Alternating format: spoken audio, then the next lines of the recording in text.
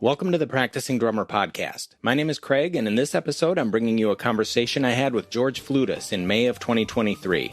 George is a staple of the Chicago scene who has toured extensively as a member of the Ray Brown Trio and groups led by Hank Jones, Diana Krall, Cedar, Walton, and many others. George is also a great rock drummer and a John Bonham expert.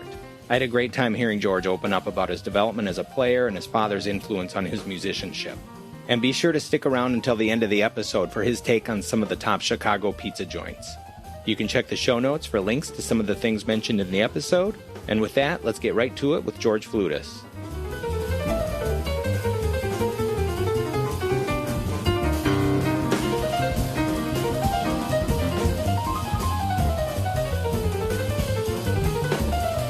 Oh, George Fludas, welcome to the podcast. I really appreciate you doing this. Thanks a lot, Craig. It's great to be here. Great to talk to you. Yeah. So this is the first time we've met. I know you primarily through your Instagram and YouTube channels. When I discovered you, it was around the time of when you posted that Lee Morgan trumpet solo that you sang. Oh, yeah. Which was really cool. And then I think around that same time, you did a couple of brush tributes where you would play along with tunes, singing the solos, but playing brushes on what appeared to be a table. Yeah, that's actually where I'm sitting right now, my desk. Oh, nice. In front of my desktop, yeah. Real high tech over here. They're incredibly impressive. So those are really cool. And I love what you're doing now with the Philly Joe Fridays. Oh, thanks very much. Yeah, I'm just trying to keep myself entertained somewhat on social media as well. Not that there isn't a lack of, interesting and entertaining content, but in making these quick little videos where, like you referred to the scatting or the solo, the non-drum solo stuff that I was doing.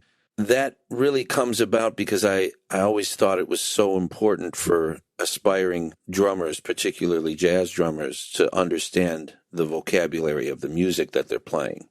Not just the drum vocabulary, but the actual language of the music.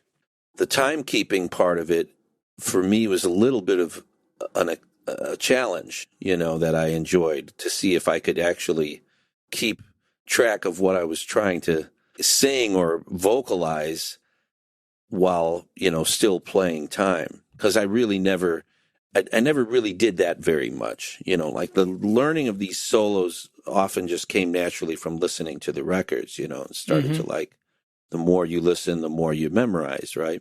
But there were many times where I would actively listen to a particular solo to learn it, but not necessarily while playing along with it. That was something that just sort of happened. I was literally sitting here at my desk, thinking, I'll make this video and, talk about how important it is to know these solos. And here's a Dexter Gordon solo or whatever. But then I was like, well, I should play some time to put it into context because I didn't want to have the actual music track in case it got flagged or, taken down for copyright or whatever. Sometimes that's a hassle, So anyway, that was kind of the origin of that. I think I started doing that with a Miles solo, might have been the first one. Yeah, they're really wonderful. I remember when I was at Berkeley years ago, I had a teacher that asked me what Philly Joe trading I wanted to transcribe and learn. And his response was, okay, but you're going to learn Miles's solos, not the drum solos.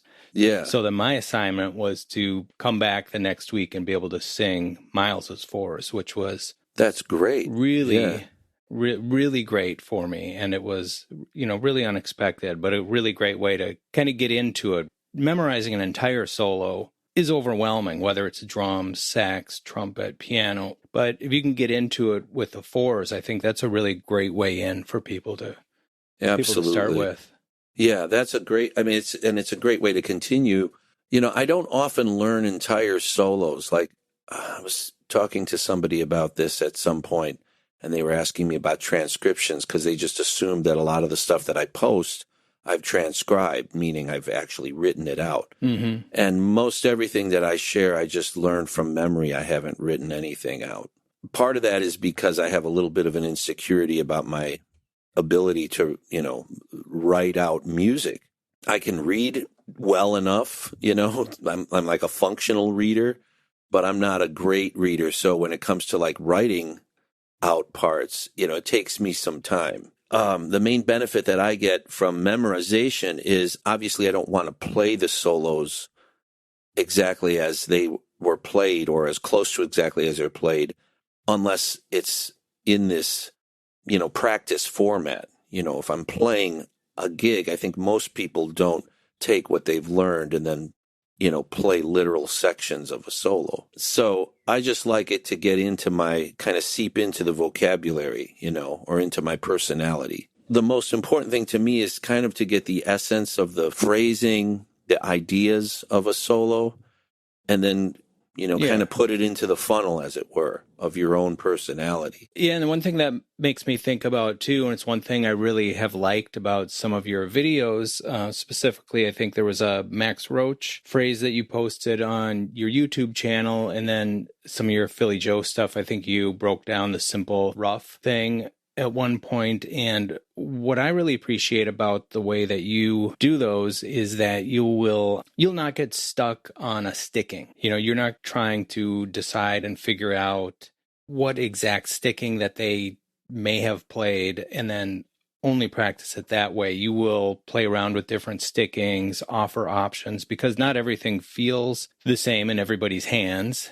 And then also different stickings can affect the sound. Absolutely. I look at it like they're variations on a theme. That's a great way of saying it. If you think you really know the sticking, like sometimes I think it's more obvious than other times what a sticking might be. Mm-hmm. And then, of course, if you see one of the greats, you can kind of glean, enough from seeing bits of footage from those greats to know like how they approached certain phrases, like a paradiddle type phrase or an orchestration of a triplet thing around the drums. Like if Max is leading with his right hand or his left hand, you can pick up on that. You can slow it down. You can stop it.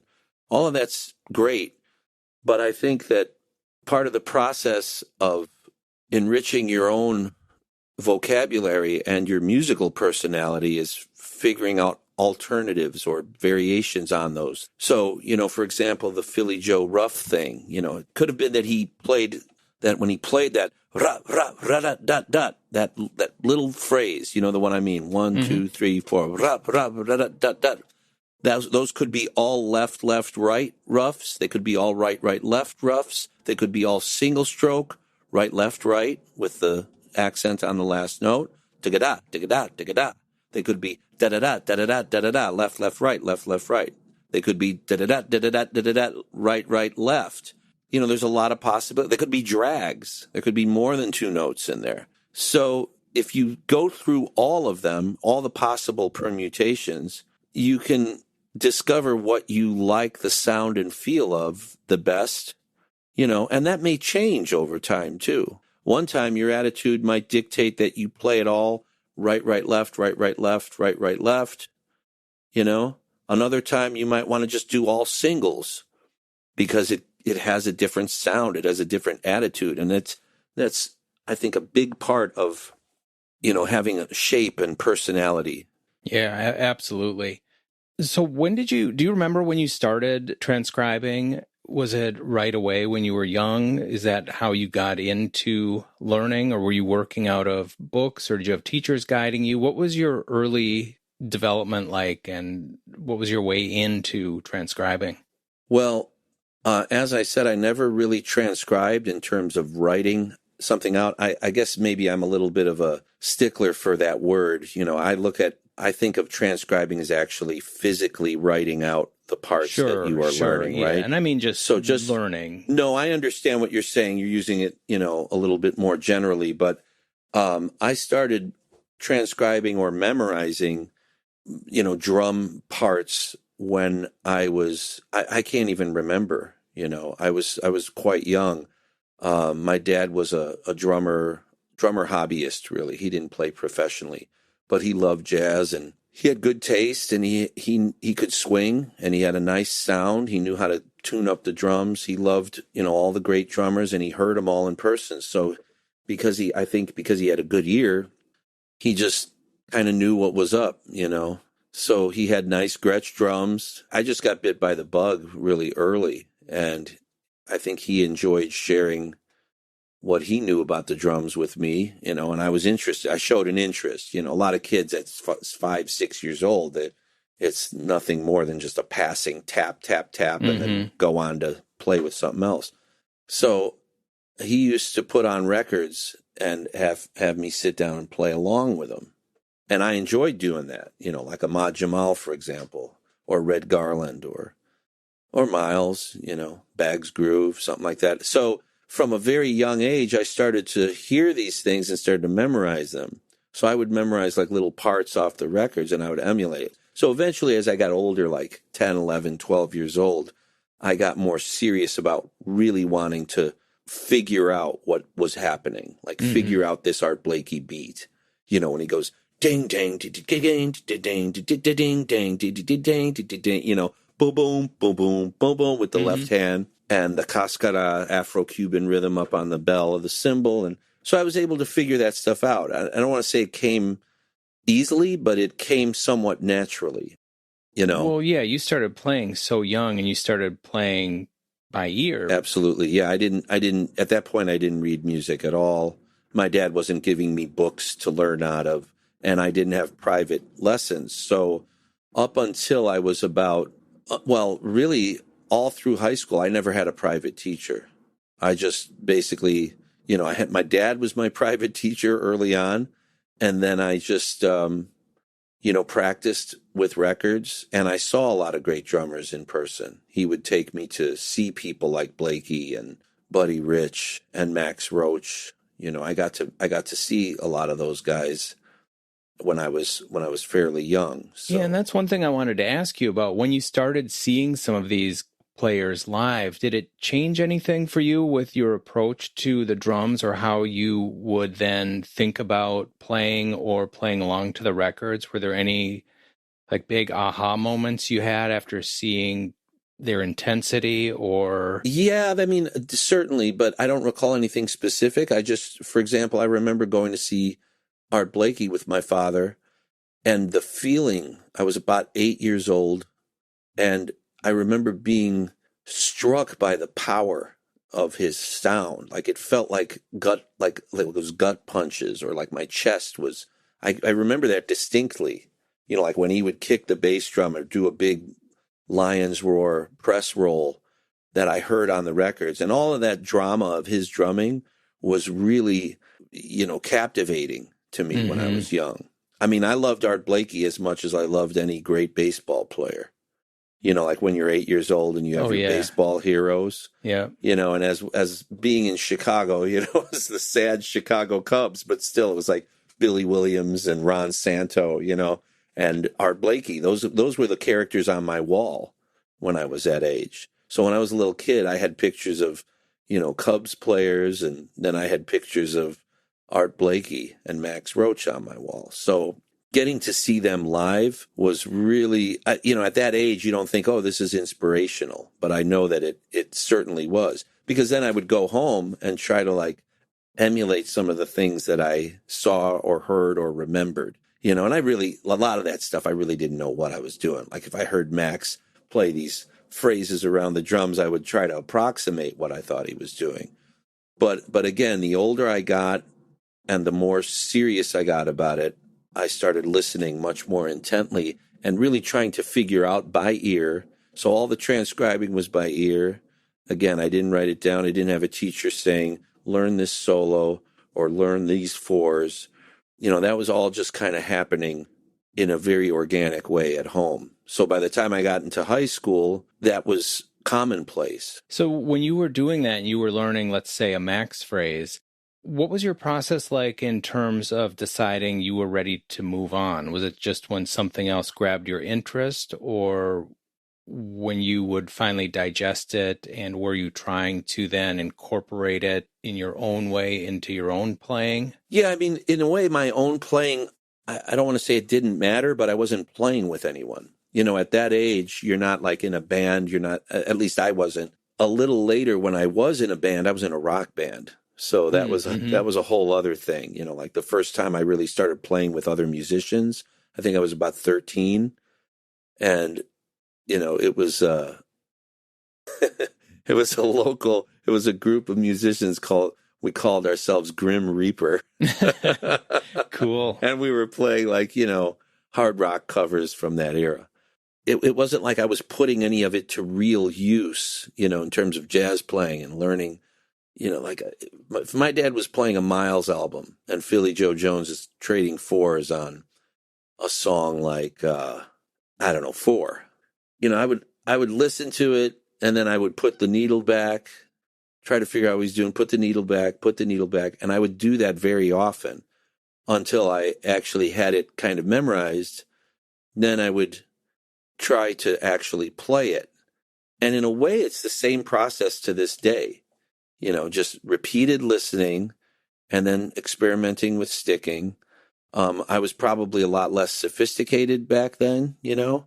I didn't think about it in a self-conscious terms of like, I'm enriching my vocabulary or anything like that. It was just like, I just loved it. And it was fun to me to kind of like decode what was going on. And I just wanted to play it like the record. So like, you know, the Max record live at Basin Street, there's so much great drumming on there, right? The way he plays, I'll Remember April, you know, that beat. Yeah. I was trying to figure out like, how does he play that beat? Is the right hand's obviously going to be on the floor tom because that's how it works, you know? So it's almost like puzzle solving, you know? Yeah. That's a good way of saying it. Were you then recording yourself too? Yes, occasionally. When I got a little older, I had a crappy little what brand? I think it was a Realistic, like a Radio Shack brand cassette recorder. Yeah. And I would record myself playing along to things like Night in Tunisia off of the Art Blakey at Birdland Night at Birdland record. And again, emulating and trying to see, does it sound kind of like the record? Which is what ended up happening with Zeppelin or with Rush or with any rock band that I was into. So that makes me think of another question I wanted to ask you. When you started playing in rock bands and getting more into Neil Peart and Bonham, were you still practicing jazz drumming at that time, or did you ever make Oh, yeah, definitely, yeah. I think it took a back seat in some respects. And the funny thing is, it was short-lived because I would say from about the age of 12 when I really got obsessed with Zeppelin and John Bonham in particular, and whom my dad really liked, by the way, which was interesting in, you know, hindsight, because he was a hardcore, hard bop, straight ahead, you know, jazz fan. I mean, he liked big band and swing era, of course, as well, but he grew up in that era in the 50s, and his favorites were, you know, all these people we're talking about, Elvin, Max, even Tony Williams was a little too progressive for him at the time. Mm-hmm, you know, his tastes were definitely leaning more toward the late mid 40s to early 60s. He wasn't a huge fan of like post Wayne and Herbie Miles, you know, like when Miles got real electric and that. He had a couple of those records. I remember we had like Bitches Brew, but he really, that wasn't where his heart was, you know. His favorite stuff was Sonny Rollins and Kenny Dorham. You know, in hindsight, I'm really fortunate, I feel, to have had that kind of influence. Again, it was like an organic thing. That's what I grew up listening to. You know, that said, he liked Latin music, Afro-Cuban music. My mom is Puerto Rican, so he loved salsa, Ray Barretto, Fania All-Stars. So I'm exposed to all this stuff when I'm a little kid. We had Eddie Palmieri records and Ray Barretto and Fania All-Stars records and El Gran Combo and Celia Cruz and, you know, and all my cousins were heavy into the Latin jazz, as they call it. So did you play along with those records as well and try to learn that? Yes, and I also played along with Basie records. You know, 16 Men Swingin' was one of my dad's favorite. It was a twofer. And Atomic Basie, of course, like classic Basie, but that 16 Men Swingin' record with Gus Johnson on drums, like I grew up hearing that record on a lot of weekends. You know, the album would be on. I go sit down at the drums and play along to Two Franks or whatever song. And it was just like, for me, again, it was very natural. So when my dad came home we actually went record shopping one time. This is just kind of a short diversion story, but we went to this record store on Clark Street in Chicago, and I was probably about 9 years old. I would say it was 1970. I might have been a little younger, like 74, 75, like 8 years old. And we went to this record store called Gramophone Records. And they sold some jazz, but they were primarily like more about, rock and popular music. He bought a bunch of rock records. It was like he was going to experiment. And I remember several of the albums because of the covers. Oh, and sure. We were in Those the taxi. Get imprinted when you're that age. Oh, too. yeah, exactly. And we were in the taxi cab on the way home because we didn't have a car when I was a kid. So we're in this taxi, and he's got a stack of records, and I'm looking through the records, and it was all trippy stuff, like Pink Floyd Dark Side of the Moon with the prism cover. Yeah. And Led Zeppelin Houses of the Holy with the kids crawling on the rocks, and a couple Zeppelin albums. He bought Black Sabbath Paranoid. He bought Jethro Tull, War Child, and Aqualung. I just remember these records, because they were in our front room for the rest of, my childhood. That was the kind of person he was, in terms of his ear. And he loved classical music. He was heavy into flamenco music. He actually knew quite a bit about flamenco. He read a few books. He got to know a couple people that were from Spain that he'd go to concerts at Symphony Hall with there were real Spanish gypsy artists, So I grew up with this really rich kind of quilt patchwork of music. But getting back to the Bonham thing, I remember him telling me, he's like, this guy's got the best sound, and his sound and his feel. It was like, he's the best. And it was funny as I was growing up because I was 12, 13 years old. And that's what, my friends were into. And then my dad is listening to it, Yeah. I mean, we'd have the windows open in summer and he would be blasting, physical graffiti or something. It was really great. And that's why to this day, I think a lot of jazz musicians are a little puzzled about the Bonham thing, although I'm surprised that so many are not. And actually, I used to think 20 years ago, it was almost like a guilty pleasure, I'm really into Zeppelin, but I don't know, straight ahead guys, they're not going to get it. But so many great, drummers that I know are like, man, I grew up listening to Bonham, or he's the reason I started playing, he was my first big influence. And I mean, for example, we were just talking about Dan Weiss before we started the interview. He's a big Bonham fanatic. Oh, yeah. There's so many people that I know. So when I started practicing along with those records, it was really the same process. It was I would just replay parts over and over and over and over just to try to really figure out what was going on, even to the point of hearing the difference between the cymbal crashes. Oh, sure. The higher pitch was the 18 and the lower pitch was the 20. So I could kind of tell which cymbal he was crashing. Mm-hmm. And then you could always tell when he's crashing the 24 ride because it sounds so much bigger, just like with Blakey. The same thing with Blakey, I could tell when he was crashing the cymbal on his left versus on the right. So, yeah, I mean, within that time, though, it was really a short time. It was from the age of 12 until about 18. So if I think of it in those terms, it was just before high school, 7th, 8th grade, and then 4 years of high school, I was all about being a rock star. I wanted to be a rock musician. Mm-hmm. But I still loved jazz, and I still loved playing along with the records. Yeah. And listening to it. It wasn't I was oh, that jazz stuff is boring now, and I'm into rock. Not at all. The only thing was I spent a lot more time focusing on Neil Peart's drumming and, because that stuff is very clear.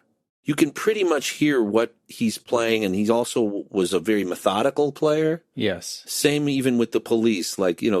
Stuart Copeland, he's a little looser in some respects, but it's clear.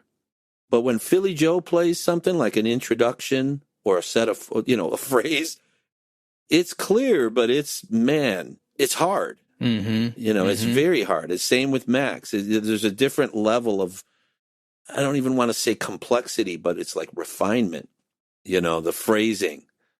in some ways it was more accessible figuring out the rock parts, so I didn't really spend a whole lot of time, for example, listening to Tony or Elvin when I was that age. I was 13, 14 years old, and all my friends are listening to heavy metal music, basically, Iron Maiden and Judas Priest and AC/DC, and I didn't like a lot of that stuff. Like I really didn't care for Def Leppard and the Scorpions, and those were the bands that were big in my neighborhood, where I grew up. But I liked Rush, and I liked Zeppelin, and I loved Jimi Hendrix. I loved Pink Floyd. I loved Deep Purple. I loved the bands that had the really good drummers too. Yeah, sure. And so did your dad. And so did my dad. Yeah. So since we're talking about your dad, when you would hit roadblocks, were you able to go to your dad and kind of get that technical advice from him? Or how did you kind of get over any of the roadblocks that you came across? No, honestly, not so much. I mean, my dad's playing was pretty intuitive and basic. Like he wasn't like, he could play, the basic rudiments. What I learned from him more had to do with like listening for dynamics, nuance, feeling, those things, not like rudimental, technical, mathematical kind of, revelations. That I was kind of on my own. Yeah, so how did you develop that? I mean, you clearly have an incredible facility. Your hands are great. I don't know. I honestly don't know. I mean, I just, I had a handful of books, Stick Control, and one of the Wilcoxon books, All-American Drummer, I think it's called. Oh, sure. Okay. Right? Like at that time, I wasn't even familiar with the rudimental swing solos. I had Modern Advanced Techniques for the Modern Drummer by Jim Chapin. Yep. A lot of that stuff to me was basically like I would practice those independence exercises, but I thought, oh, this sounds like the stuff that I'm hearing Max and Kenny Clark play on the records. Yeah. So that, again, that kind of came naturally to me. And if something was a sticking point, like if something didn't really feel all that right to me, I would just, if it was like a knot, I'd have to work my way through the knot. Even to this day, like there have been so many incredible technical advancements in playing the instrument that I can't even begin to compete with the cats that are, on that high level when it comes to that. My thing is pretty much relegated to paradiddles, double paradiddles, flam rudiments, different subdivisions of triplet paradiddle diddles and single strokes, double strokes. Beyond that, I don't have all that much in my toolbox to be honest. I'm not, trying to, feign some sort of humility. I mean, I really do feel that way, like I don't think of myself as a real technically like founded drummer per se. That's interesting to hear you say that, because when I watch you play, I don't get that feeling at all. I mean, your touch and your facility are wonderful. And I think what kind of sets you apart from a lot of drummers that might have more technical facility is how deep your relationship with the music is. Oh, well, I appreciate that. I mean, to me, that's the most important aspect. Well, yeah, my favorite things that you post are from live gigs where you're posting yourself play a whole chorus solo. Like I think recently you posted a chorus or two soloing on I Mean You and C-Jam Blues. And those solos were just gorgeous, and you could always hear the form, and the way that you come out of your solos is just beautiful, and there's no mystery, you can tell, for the guys on the bandstand or for the audience. Thanks. Sometimes there is a mystery. It happens. Sometimes it's a mystery for me, and then sometimes it's a mystery for them, and that's natural. But I really appreciate that. That's a very kind and moving compliment, because all my favorite drummers, that's how I feel about them. I used to go see Billy Higgins every opportunity I had whenever he came through Chicago, right? Often I would go like multiple times a week. So if he was here for 5 nights, I'd go 2 or 3 times, if I could. Even though a lot of, what he was playing technically was the same, quote, the same kind of ideas or whatever, technically. the musicality thing was just unbelievably varied and always inspiring, always moving, and with him, there was always this feeling of joy underneath it all. With Elvin, there's joy, but there's also some menace. Mm-hmm. Like some drummers, like they're just like, I don't know. Max was serious to me. Like I wouldn't say, he's like a happy drummer. There's a lot of gravity, a lot of weight and like emotional strength in his drumming. Mm-hmm. Mm-hmm. It's almost intimidating, like he's not, I don't know if we could swear, in this interview, but yeah, sure. Yeah, he's not fucking around. That's the feeling I got when I saw Max. I almost felt like, with all the great drummers, it's a place of reverence. But with Max, it was like not fucking around. Mm-hmm. He takes every note, every bar seriously. Art Blakey, of course, is serious, but there was a playfulness in his playing often. Mm-hmm. Philly Joe, totally. I mean, Philly Joe has so much humor and wit in his playing to me. And I never got to see him live. And I always regret that I didn't get to see him live. Because I saw a lot of drummers when I was quite young going with my dad. Yeah, sure. But Philly died, I think, in 86. And I was just starting to like, come out and do I was 19 years old, turning 20, starting to play some gigs in town and looking forward to hopefully seeing Philly Joe Jones come to Chicago. And then it never happened. But, I just want to link one thing back to the conversation we were having before about, practicing in these different styles that I was into at that time, like in my development. So in my development from those years in high school into becoming a young adult, it was a very sort of abrupt break in stylistic, direction. Like in high school, I had a rock band, 3 guys. It was a trio, 2 other guys who are still, close friends to this day. We were really serious about it. And then as soon as high school ended, that ended, basically. That's just how it is a lot of times, right? Yep. And you move on. And that summer, it was the summer of 1984, it's like I almost made a hard left turn back to really working on becoming a better jazz drummer. And was that about the time where you started playing with? No, that was a little before. When I got out of high school, I was 17. I was turning 18 later that year, and I was trying to figure out where I wanted to go. I wanted to go to New York. Like, all of a sudden, it was just like, big change. I want to go to a good music school. The best music schools are in Boston or New York or whatever, at that time. That's what, in the 80s, it was like Berkeley or, any one of a number of schools in New York. But I couldn't do it at that time. So I ended up going to a school here in Chicago, Roosevelt University. And that was the first time I actually studied with an actual percussion teacher. And I wasn't studying drum set. I was studying mallets. I really didn't like it. I liked it, but I didn't like the distraction that it was to practice holding 4 mallets and trying to play a damn arpeggio. And I felt like my hands were broken, because it was like a completely new thing.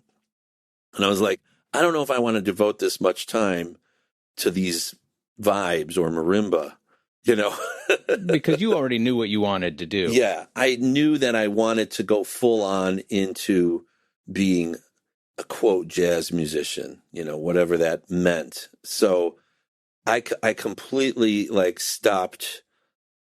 I didn't stop listening to rock music or other kinds of music, but I kind of stopped playing along, learning, focusing on that.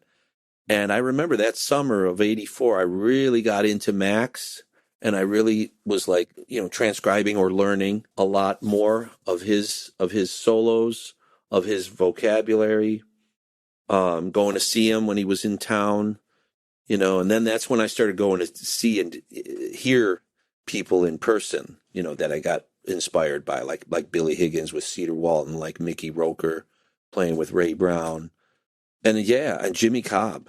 And just like learning all these, Wes Montgomery records, the way Jimmy Cobb played on those records, and learning the fours off the records, learning AT's fours off of albums with Red Garland or with Kenny Dorham or Jackie McLean. That was the moment where it was like a hard turn, 90-degree turn, away from what I was doing before. When you started playing jazz with other musicians, do you remember anything that came up for you that was wildly different than playing along with the records, or things you had to adjust in your own playing? Yeah, when I was at Roosevelt, Ira Sullivan came, the great multi-instrumentalist, came to Roosevelt and was doing like a master class or like a little residency there. And I remember a song, Valse Hot, the Max Roach, the Sonny Rollins tune. And I was playing it a certain way that I was used to from the record, right? Like I was trying to play it the way Max played it, which is pretty straight with the hi-hat. The waltz thing is boom, chip, chip, boom, chip, chip, da da da da da da da da da da da da da da da, right? Da da da da da da da. So I was playing it kind of like Max does on the record, and Ira didn't like it. And he turned around to me, and at this point, he didn't know me. He's like, drummer, you got to come off that hi-hat. This isn't 19th century Germany, man. We're not doing, a strict waltz here. You got to make it swing. And so he was pretty direct about that. It was like an immediate wake up, like, you're not playing with the record now. You got to play with the band, Mm-hmm. That's when I realized you got to really listen to everyone else. Like this, there's a wave kind of feeling or an elasticity or emotion that is part of playing with a band.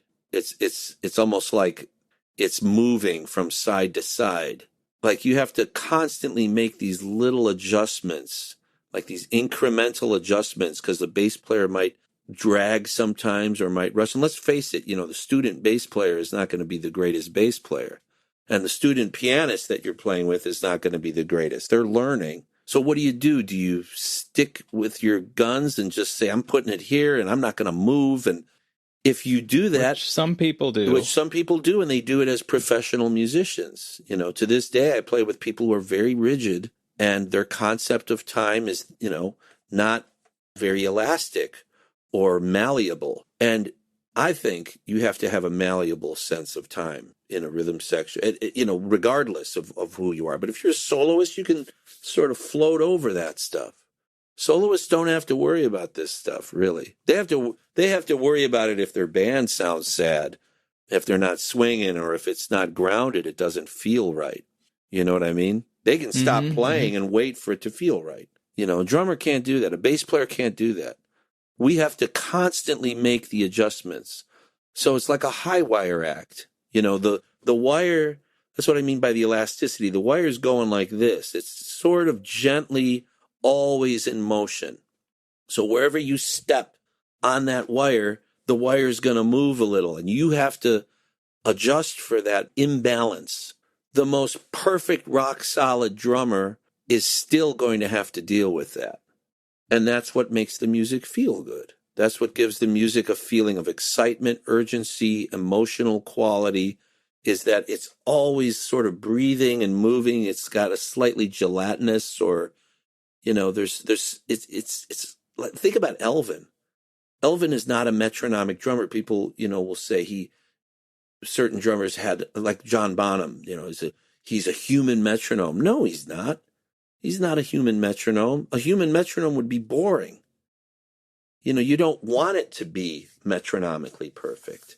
That's quantized, drum tracking. If that's your thing, that's fine.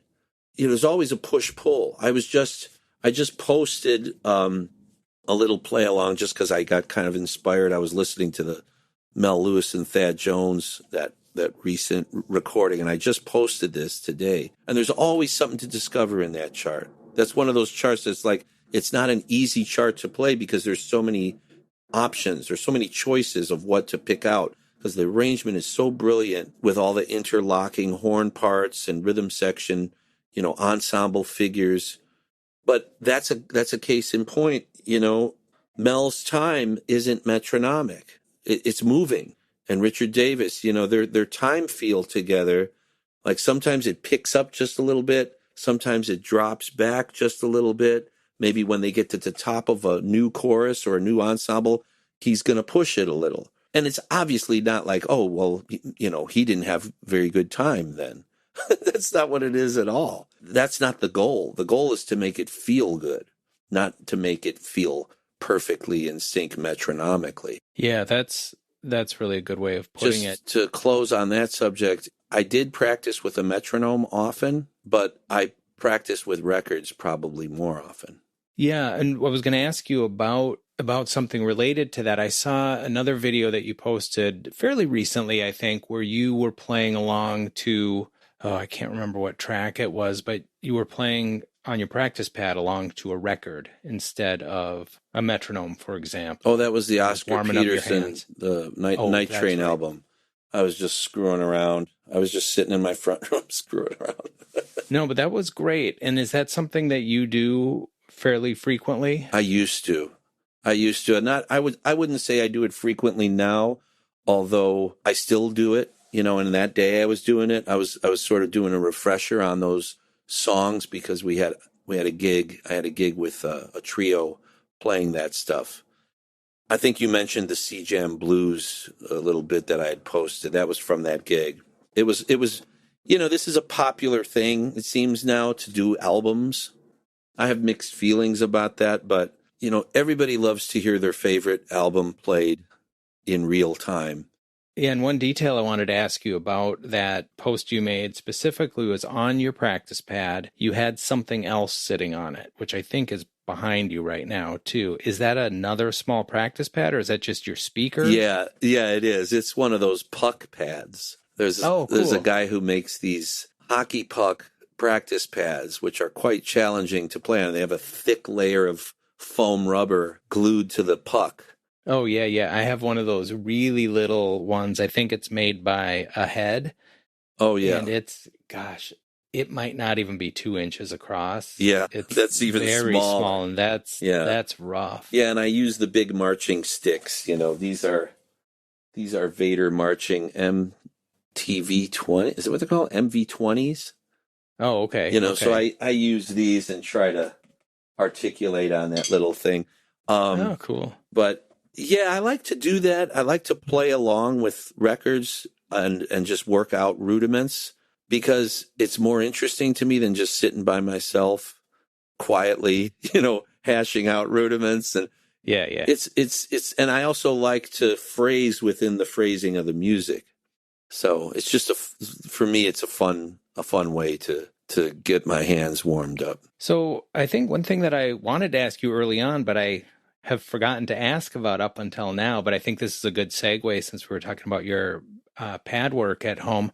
What is a typical day like for you with regard to practicing and listening to music and generating content for your social media? It really varies. It depends on how busy I am with other things, like if I have gigs or rehearsals or family, obligation stuff. In general, I find that social media is a bit of a mixed blessing and curse, because it does require a lot of time investment to produce quote content.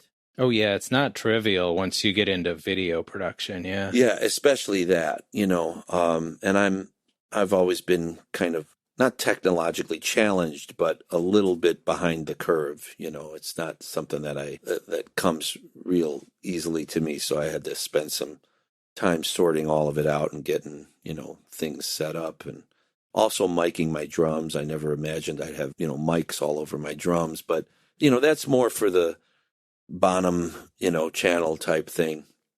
Generally, when I'm just practicing at home, I practice on this kit that you can see behind me there. Oh, yeah. It's a vintage Gretsch kit, 1812-14.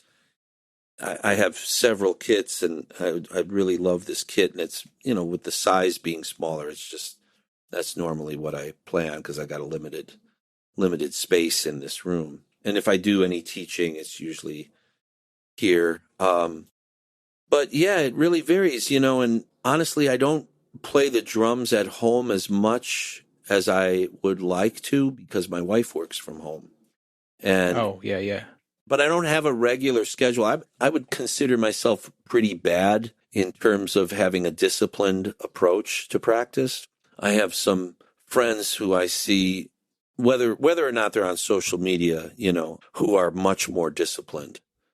And Yeah, like Dan, speaking of Dan Weiss man, again, I mean, he's dialed in, laser focused. Totally. Yeah. I mean, and I have so much admiration for anyone who can devote that kind of focused time and attention to practicing. It's really impressive to me. I've never been my practicing is a lot less like problem solving too. You know what I mean? Like I don't often spend time like intentionally trying to figure out something that I really can't play because it's so damn hard. So what kind of things do you work on when you decide to, okay, I have an hour to sit down and practice? What is your approach like? Are you thinking in advance? Or are you just getting inspired? I find the knots. I do find the knots. Like I'll sit down and just start playing. Usually I just start playing. I'll pick a tempo, start playing, pick a phrase, an idea, and then try to develop the idea.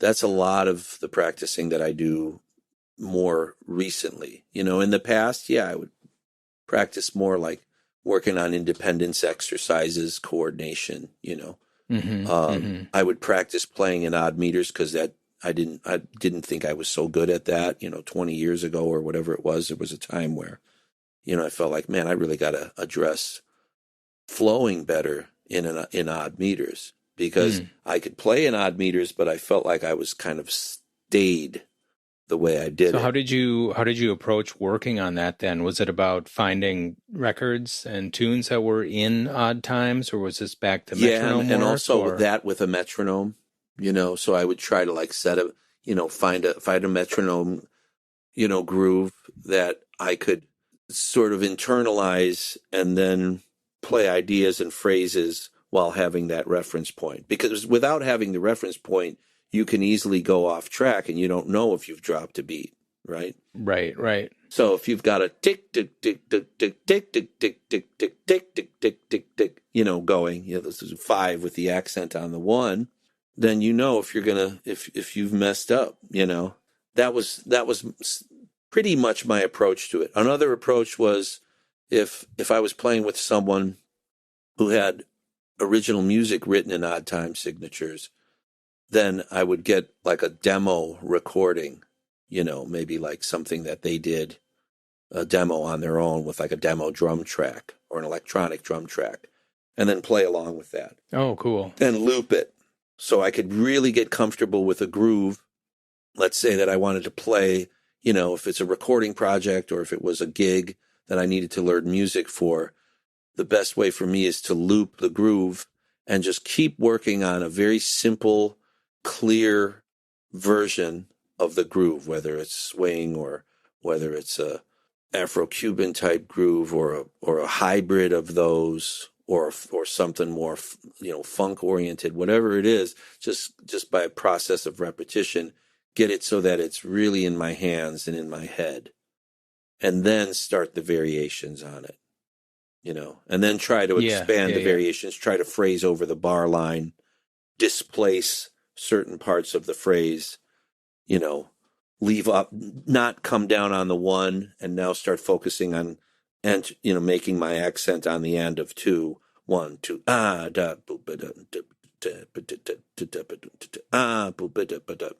displacing where the accent is so that I would feel more comfortable and acclimated to the groove.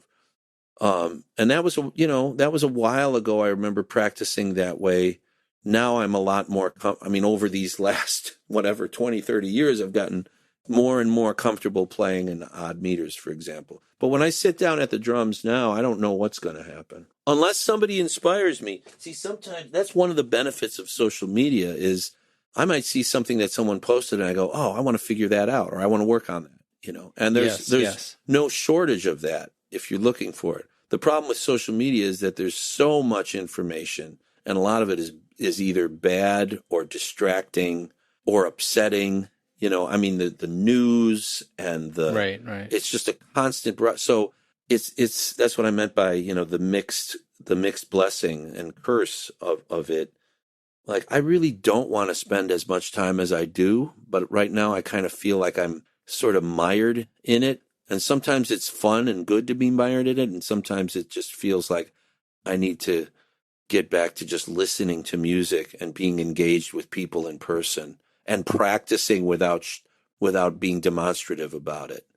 Talking about just the blessing part of social media, there's so much great content and stuff to latch on to where, you know, in any given week, I can see a post by you or Farnsworth or Dan Weiss. Those are my favorites, you know, my favorites. And I don't want to exclude anyone, but my favorites are Dan, Tyshawn Sorey, Hutch, when he's not going off too much. But I mean, you know, what a monster, right? And there he is playing his stuff for everyone, sharing it. My main intention really is to share as much as possible. And I don't, you know, this may sound funny, but I don't really want to monetize that much when it comes to social media. I want to get gigs and I want to do recordings. That's how I want to monetize. Mm-hmm. But with social media, I feel like that feels to me like I want to share what I know and love about the music, and I don't want people to pay me for that. And I'm not judging anyone else who monetizes their thing. You know, my YouTube channel, there's a monetization involved because I have enough followers and get ad revenue, right? But I don't know. I don't want it to sound judgy because I think that it's everybody's time and knowledge and expertise has value. With my personal philosophy, I think that it's enough to just share it and just you do what you want with it, because that's where I took it. You know, I took this stuff from the masters. You know, I listened to the records. I didn't have someone demonstrating what Art Blakey did on a record. You know, never. I mean, the advent of VHS tape, instructional drum tapes and stuff was a little bit after that era for me. All that stuff started to come out when I was kind of like already playing gigs. Yeah, you know what I mean? And I mean, I saw like certain videos. I can't even think of which ones, but I didn't even have a VHS player until like 1990, I think. You know what I mean? So yeah. So it was like I wasn't really into the drum video way of learning. My thing was like listen to the records and see them in person. You know, I look at it like the music was a gift. Phil Woods said this to me once. He said Dizzy Gillespie told him this music is a gift. And he said, you respect that fact and you pass it on. You know, so you don't abuse the fact that it's a gift, because there's a lot of people who put a lot of heart and soul. They put their heart and soul into this music. And culturally and socially, it was a much different experience for them than it was for me. Oh, yeah. You know what I mean? And that's what makes the music sound the way it does. That's why we love it. We love it because it has so much emotional gravity and weight and significance. But there's a reason for that, you know? I mean, a lot of these great artists they were great minds, but they were troubled. They had personal demons. They had addictions. They were mistreated in society. Man, I mean, I just want to take what I've learned and what I love and just pass it on. Well, one thing I wanted to ask you about specifically, because I think your brush playing is so beautiful. I know when I started learning, one of the first things that I got was a copy of that Philly Joe Jones brush book. Yeah. To me, at the time, I didn't know anything. I thought learning how to play brushes was memorizing those patterns in the Philly Joe book, which is not a bad place to start, but it doesn't leave a lot of room for color and interpretation.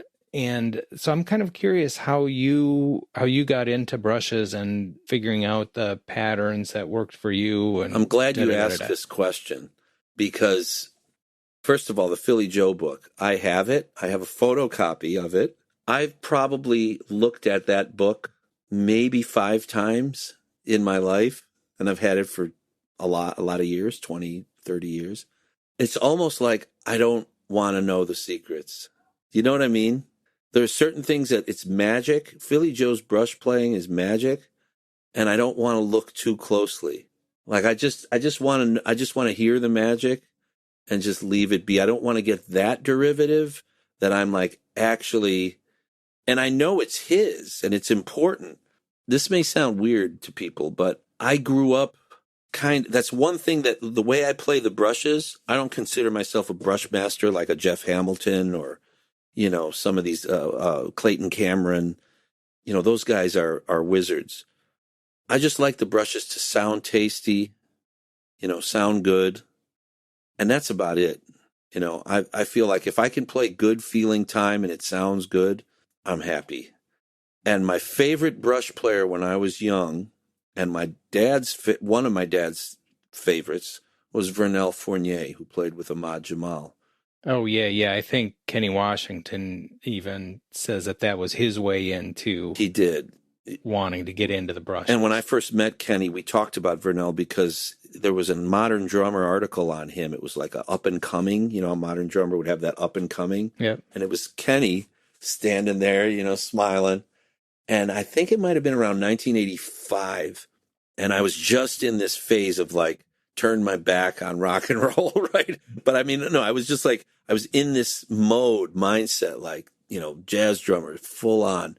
And I read this one-page thing on him, and he talks about Vernel Fournier in it. And I don't remember, it's been so long now.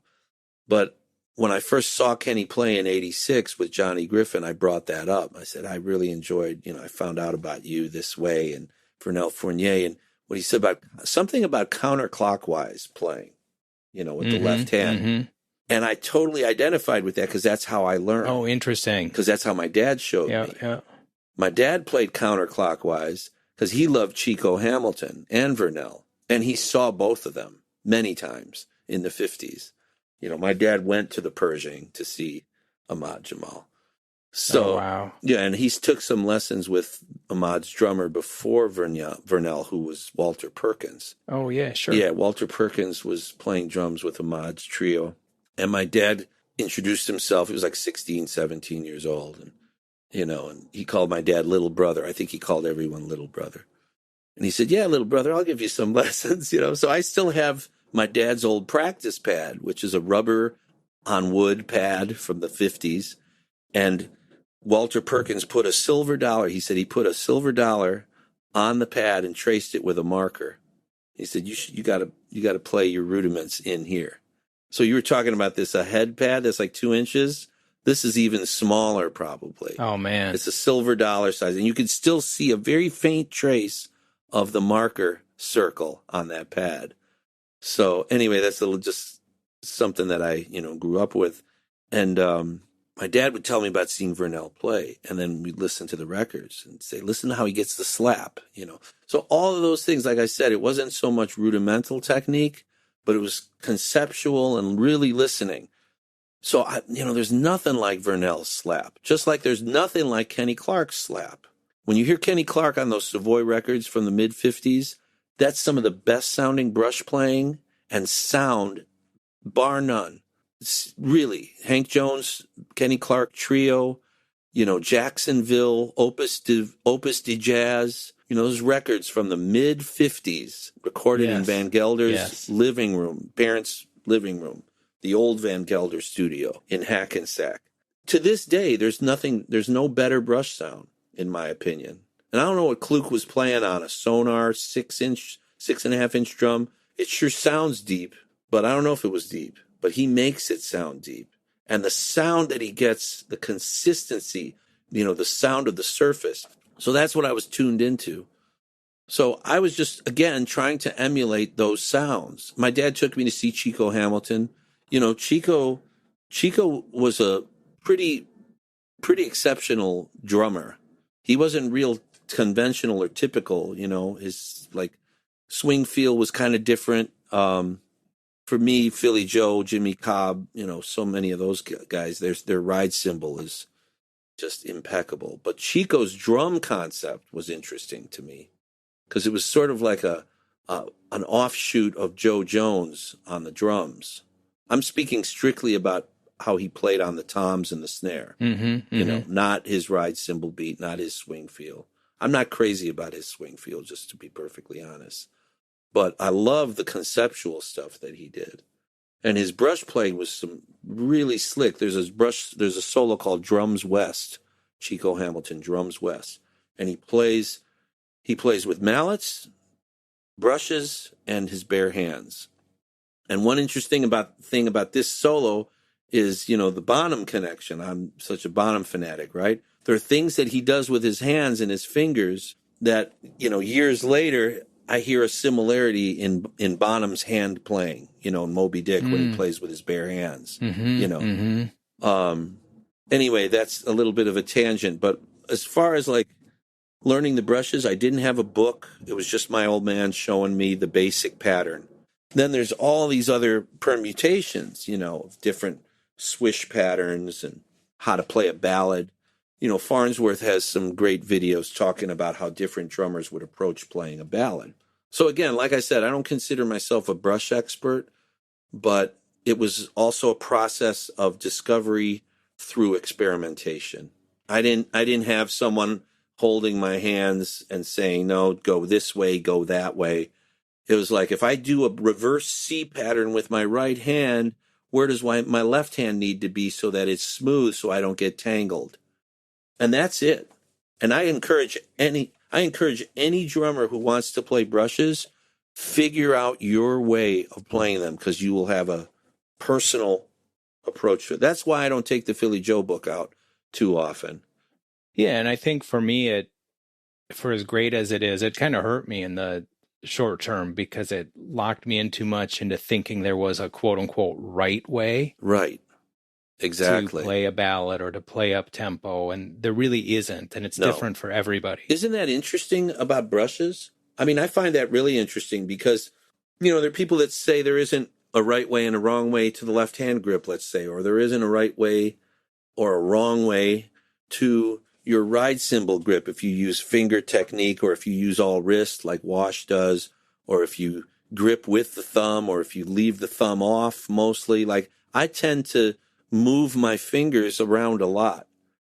I don't always play gripping with my thumb on top of the stick, but I don't always play with my thumb in the air gripping back here. Like now people talk about how Tony Williams said that, about like my favorite drummers, they always, you've seen the video, right? Where Tony is talking about how he discovered all of his, favorite drummers, they tend to hold the stick back in the palm, gripping with the pinky and maybe ring finger, right? So it's looser up in here.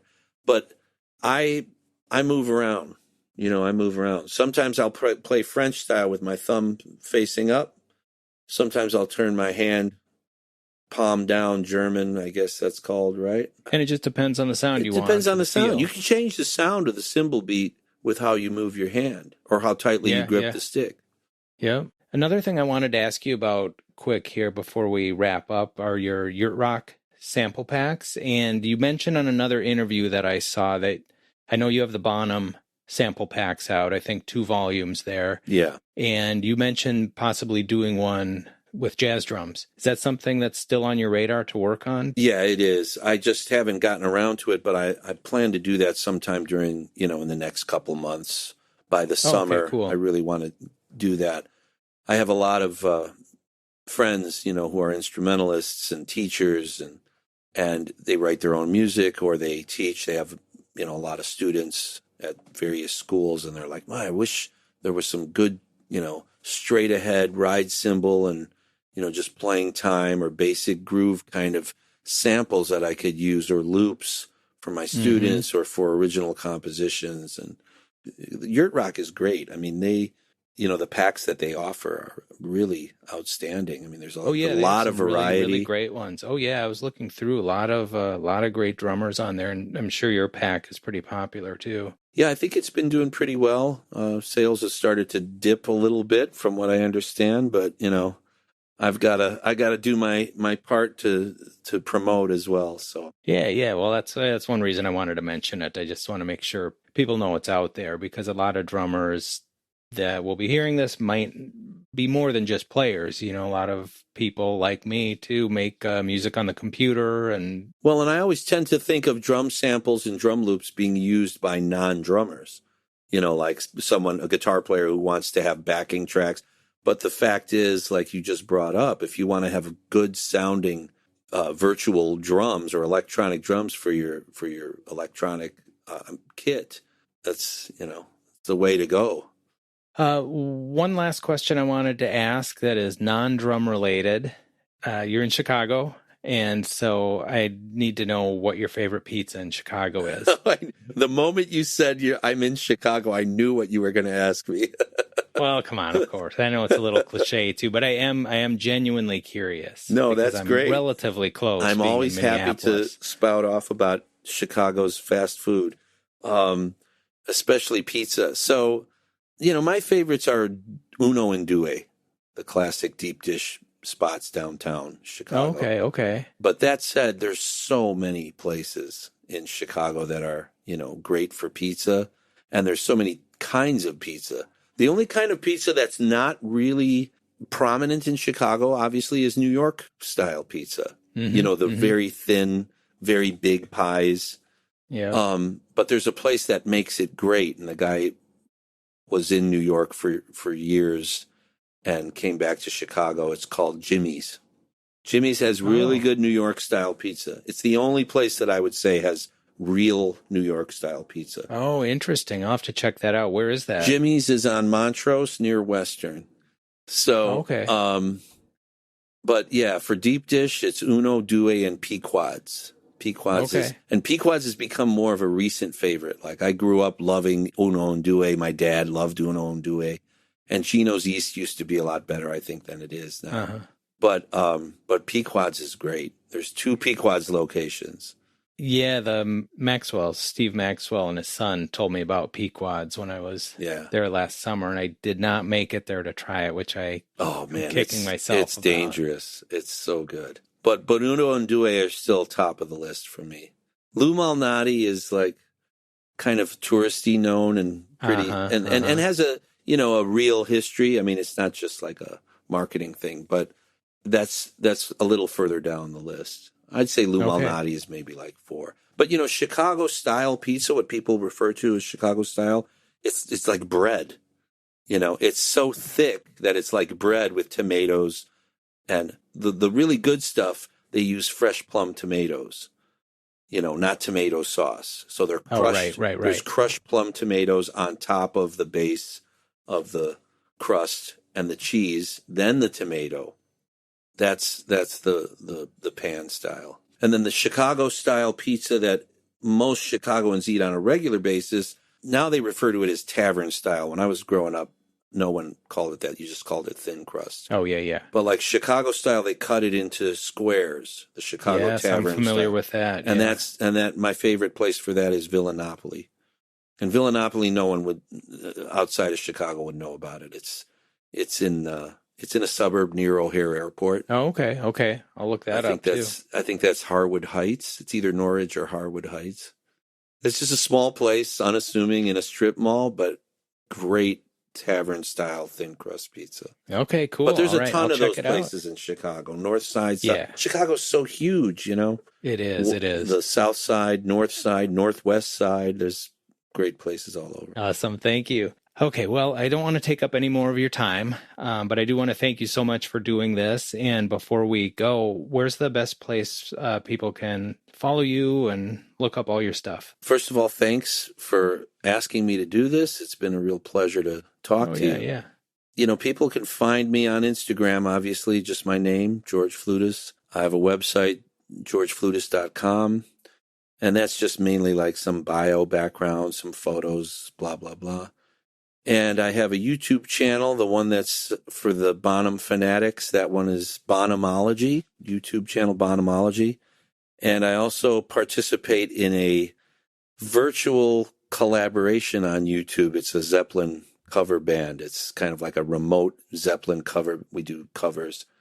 We're in 4 different places, LA, Brooklyn, Chicago, and the guitar players in Dubrovnik. And that channel is called People's Front to Zeppelin. And if you like Zeppelin, that's a lot of fun. Plus, it's the best Zeppelin cover band, in my opinion, that's out there. And we're going to do some dates in Europe, finally. For the first time, we're all going to meet together. We've never all met. We've never all played in the same room. So for the first time coming up in late September, we're going to do some gigs in the Balkans, of all places, because the guitar player's in Croatia. So we're going to play Croatia, Zagreb, Sarajevo, a few different places there. Oh, cool. I'll look forward to your Instagram posts about that. Oh, yeah. Yeah, that'll be fun. Yeah, and I'll also look forward to meeting you in person sometime. I'll try to get over to Chicago this summer before for your September trip overseas. Oh, that would be great. Yeah, and likewise, if I'm in the Minneapolis area, I'll hit you up. Yeah, absolutely. All right, George. Well, thanks so much, and we'll talk to you again. Thanks again, Craig. Really appreciate it. All right. Bye, Craig. Later. Okay. Bye. Bye. Thanks for listening. If you like the show, please subscribe on your platform of choice and share it with a friend. You can find the podcast at practicingdrummer.com or on Facebook and Instagram as Practicing Drummer. Until next time, happy practicing.